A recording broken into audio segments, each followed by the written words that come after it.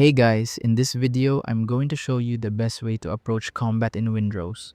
The combat in Windrose feels similar to that of a Souls game. Now, there are a few things we need to set before we focus on the combat. First, open your settings, head to video, then push your FOV slider to max. This allows to see around better as there are moments in this game where you'll be swarmed with enemies. Next, head to mouse and keyboard and adjust the key for target lock to whatever you're comfortable with. Now for the combat. The way you want to attack in this game is by doing a hit and run tactic. Lock onto your target, hit twice, then dash away.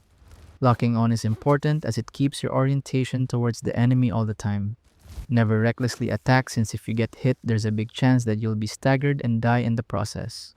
In most situations, your heavy attack is more useful as an opener before the enemy sees you. Another layer to the combat is the perfect block.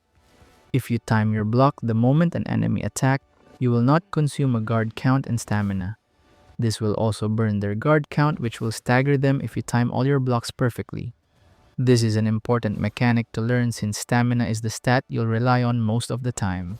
Familiarize yourself with these two mechanics and you'll have an easier time on your journey through the different islands. And that is the best way to approach combat in Windrose. Thank you so much for watching.